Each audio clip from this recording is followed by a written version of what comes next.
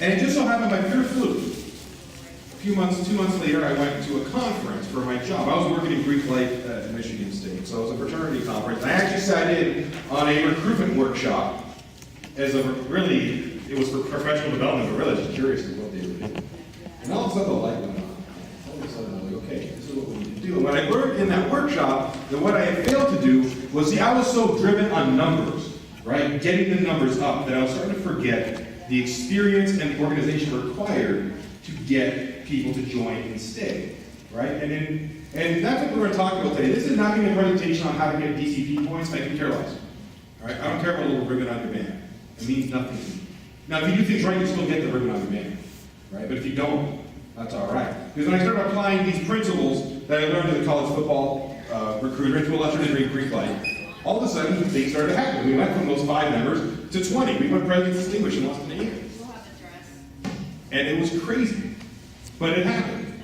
All right? And to start with, I want to start with this, right? This is a check, although I know many of our members now pay electronically. So my question to you is this to start. If a person comes into your club and they say, I really want to join, here's my check. What do you do? Take it and give them their application. Take it and give them their application, right? Do you talk to them about standards? Do you make sure that they understand what the club is, what the requirements are? Right? Do you have conversations about what's expected? Do you put their fears aside? The answer is most of our clubs don't.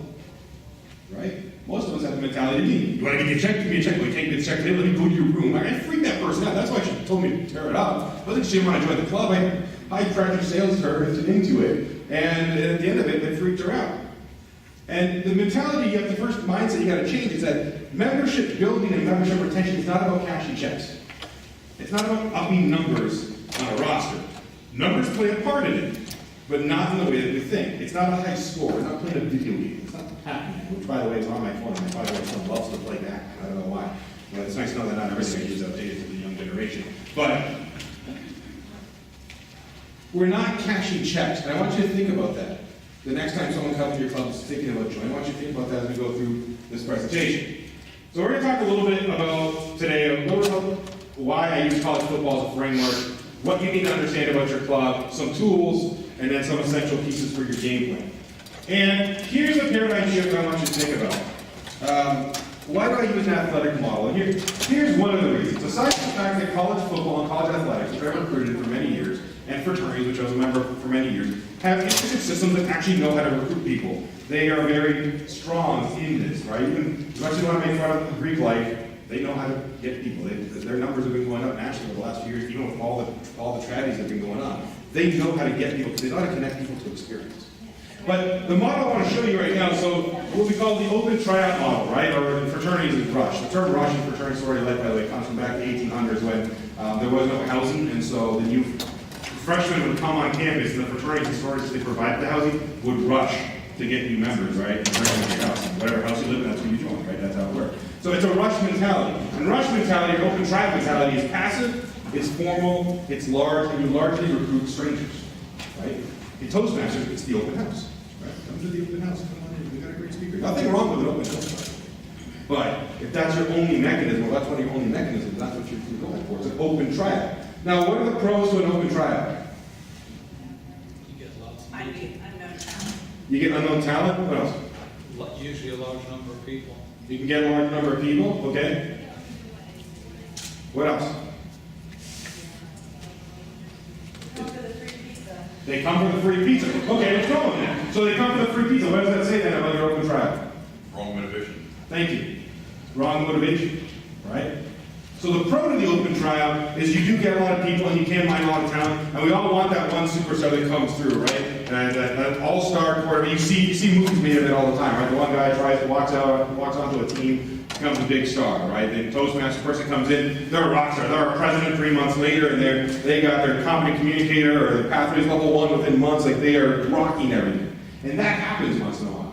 But a lot of times when you bring them in, they have the wrong motivation, or they're not really sure why they're there, right? They're not engaged members. It's kind of like you get what you get, right? It's not targeted.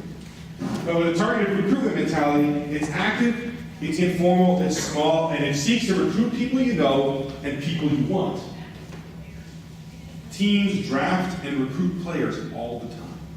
A college football team doesn't just say, show up in August and we hope we get the best team out there. They sign players all year round, right? Even a good college organization will go to high schools before students even get there and start targeting them, right? Start getting to know people, start mining their prospects. We need to go after people we know, and that's the major difference in recruitment, is that we're not going to wait for the talent to come to us, we are going to go over and get the talent. That's the difference, and I'm going to show you a couple tricks you can do to get there. All right, so before we get there, I want you to understand your club. So if you have a device to write, something to write on, or use your electronic device, I want you to reflect on these questions. I'll give you a few seconds as we go through it. So here's what you need to understand. Before you can start employing systems, here's what I want you to think of. Question 1, do you understand the experience your club provides? What do I mean by that? What I mean is, if I was a complete stranger and I came to your club, what would it look like? What would I see? What would I experience? What would I not see? And to pile on top of that, what is their experience? What's their lived experience visiting your club versus what you preach it to be? I pick anyone here part of an advanced club? Okay, one song I pick on. So I like advanced clubs. I never joined an advanced club in my life, just because it never worked out with my schedule. And I remember when I first joined Toastmasters, the advanced club came out to me and said, you need to come to the advanced club. You're a great speaker and we can really help you. They said, we have lots of time for you to do more intricate presentations, so if you want to practice your keynotes or your workshop, you can come to this club and do it. Okay, great, I'll check it out. Sounds like a good deal, right? So I show up at the advanced club, I walk through the door, and someone's giving an icebreaker speech. They're working on their second DTM, but they're giving an icebreaker speech.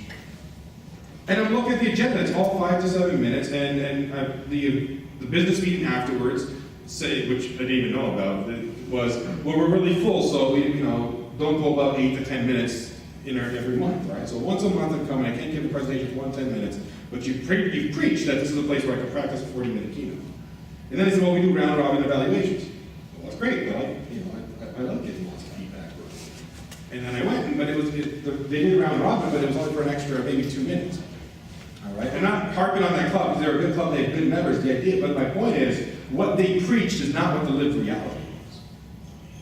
And we say that all the time, we're friendly, but are you friendly, right? We provide a safe environment for you to get better, but is it a safe environment, right? You know the answers, but you got to understand the experience your club provides, and if you don't know the experience your club provides, find a good friend who's never been to a Toastmasters club and nobody knows you're friends with, buy them a dinner, give them a gift card, and say, come to my club and check it out. And give me a secret shop for yourself. Understand your club, if you really want to know what your club experience is.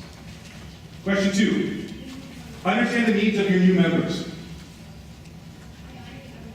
Someone joined, remember we talked about the check. All right? What do they need when they come through that door? Now, we know certain things work, right? We know that someone's mentored into Toastmasters early on, they have a higher chance of succeeding going through the program. But what are their needs? Is this, some groups will employ a one-size-fits-all model, right? If you're going to join, you have to start. This is how it goes, right? And so, do you understand what your new members need, and do you understand what your current members need? Because part of this culture is not just about the people that come in; it's the people that are already there, right? Do you have members in your club who haven't given a speech in years, right? Do you have members in your club who only want to do one role, right? Do you have members of your club who are just fighting pathways, for example, like that all sets a culture, right? What are their needs? What's their growth? It doesn't have to be an education award, but you gotta, as an officer, as a leader in your club, whether you have a positional title or not, you gotta figure that out, right? You gotta figure out what their needs are and how you can advance that and create action plans based on that. What's your ideal club size? I want you to take a minute and think about that. I'm not talking about your current membership plus 5 or over 20. What's your ideal club size? How many members do you think your club needs to run optimally and create a good environment for growth? We have to know that number for 2 reasons. Number 1, you need a goal to set against. And the other reason is you need to know at some point when you can shut down collecting applications and go to a wait list. Bottom line. Some might not like that idea, and that's fine. But the idea is if your ideal club size is 25, that happens to number 26, 27, 28 go through the door. You take or you're not going to take. 25 is your ideal size, and what does adding extra people do? Adding more people to your club changes the dynamics. You have to know that, right? You got to know, and it also helps you do your math later on. So what's your ideal club size? Some will say it's 7 or it's 8. Well, if that works, that's fine. But how will you maintain that? How will that develop for growth? Here's a big one. What's your competitive advantage? Every club has an advantage. You'll have at least one strength, right? You have one thing to build. What is your competitive advantage when you're talking about, let's be realistic, you're sometimes competing with other clubs, you're competing for people's time, you're competing for their money, so what is the point to people paying money and spending time with your club? What's the advantage? I can tell you my current club, we have lots of advantages. Number one, we meet in a police station, so it's safe. It's safe. And we're here in Flint, Michigan, so we don't have anything, that's really a place to go. We have an incredible meeting. It has a stage about this height. All right, it's nice, it's got full AV support, and it's just nice, and you can see about 40 people with a nice desk. It's a great facility. If we want a smaller room, there's a smaller room off to the side, a little round table. You probably fit 8, 12 people in there, so if you had a smaller meeting or just want a different experience, we have lots of that, right? We also meet in the evenings, we also meet for an hour and a half. So to the point that advanced clubs are the only place where you can practice a long speech, we're like, we got that beat. You want to come speak? You want to come do a half-hour speech, 40 minutes? We can accommodate that. We have lots of time. And actually, the police station doesn't care when we leave. We can be there until 9 o'clock at night. They don't care, right? There's typically no other group happens. We know our competitive advantage, and now we're starting to try and exploit that. Where my club currently is in a rebuilding phase. But what's your competitive advantage? All right, so who's here this morning?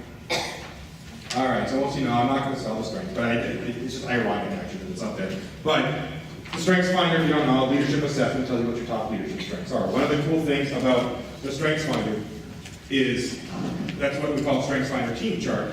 So you can look at where all the different numbers are and where this group's strengths are and where they fall. So you can figure out what group, what strengths the group has, which ones they don't. I bring this up because whether you use an assessment tool or not, you need to understand not just what your advantages are of your club from a systemic point of view, right? So your location and where you are, but also your membership, right? Each of your membership brings different strengths and advantage and knowledge to the table. So you need to know that. I like leadership assessments. I'm strengths-based, but there's lots of others. There's DISC, and there's True Colors, and there's Toastmasters have a few free ones that they incorporated into the TLI. I forget which ones they do, but they're there, right? And sometimes it's inventory of who likes to do what. Just get to know each other, right? You know what I mean? Sometimes I like to be a table topics master. I drive my club crazy because I don't do like real table topics. I do networking topics. That's what I do. I have people I do like speed dating type stuff. Like here, get in small groups of 3. Here's your question. Talk for 5 minutes. No one talks to each other half the time, right? Come to a club, they interact, they clap, they do this little thing, and they're out the door. Well, I want people to get to know each other. When you get to know each other, you're building community. That sets a better club culture. And importantly, when a prospect comes through the door, if you know what the members of your club, if you know a little bit about them, what they like, what they don't like, what their experiences are, it's easier to make connections. Recruiting's about people and purpose. Right? So I'm Canadian. If a Canadian walks through the door, they better introduce me to a fellow Canadian, right? That's just the way it is, right? It sounds silly, but that's an entry point. If they're in education, they better introduce me to someone with an education, because that's an entry point. It's a commonality. I don't have to talk about Toastmasters to them. I don't. I just get to know them, right? But by building that commonality, I can figure out if it's a good fit both ways, right? So you need to leverage what your club's strengths are. And the team chart is just kind of a cool way I like doing it. You can do it with any assessment. All right, here are some fun tools. Here's some fun tools I like to do, all right? Number one is what I call a pipeline analysis, right? So here is a theoretical Toastmaster club. They are currently at 14 members. They have analyzed where their people are coming from, and they can see that the website has brought in 4. A referral, 1-to-1, has brought in 1. 2 people were there because they were invited personally, and they were really good on Twitter. For some reason, a tweet campaign worked for them, right? So that's where their current membership is coming up from this piece, from these pipes. So the question of the club then becomes what? If you're the VP membership or the president, what's the question? You look at this. What's this data telling you? What further questions do you have? Where to focus. What's that? And where to focus your future. Where to focus your future, good. What else? How they communicate. Okay, so it's, okay, tells you a little bit about communication, good. I heard a voice over here somewhere. We're not the focus. Where not to focus. Okay, explain that a little bit more. For example, the referrals and the applications seem to have met less people than the other two methods. Okay. All right, so potentially, sorry, go ahead. Put more energy between, on websites, Okay. online. Okay, so online, okay, good. That's one way to interpret it, absolutely, absolutely. Another way to interpret it would be look at why referrals and invitations are working. But you're right, it tells you in general what's working, what's not, or at least where they're at. What else does it tell you? Really obvious. I see it as obvious, you might not.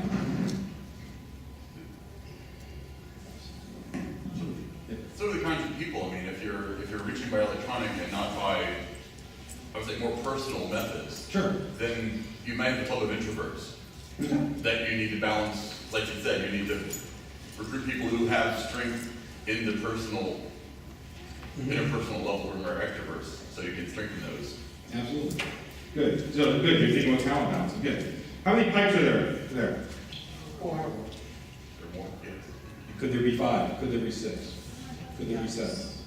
Right? Because regardless of how you want to interpret the numbers, then we don't know why we have 1 referral and 7 Twitter people. We don't know, right? I mean, this is theoretical, right? But let's just say, but that's 4. Here's the thing: the more pipes you got connections to, the more people you bring in, and the more it's insurance policy against when the pipelines dry up, right? So in football, we would always have certain high schools would feed us all the time, feed us all the time, feed us all the time. We had connections with them, but sometimes they went away, right? University of Toronto used to be a really, really competitive program, and my alma mater, I love them to death. But they went through a rough period because they won a national title. They said, we're the University of Toronto, we're the national champions, we're the oldest football program in Canada, yada, yada, yada. St. Michael's College gives us people, and we're just going to sit back and let the recruits come to us. Well, all of a sudden, other competitors started to come and think cherry pick, right? And now the pipelines are drying up, right? They went to a rush model, not a recruitment model.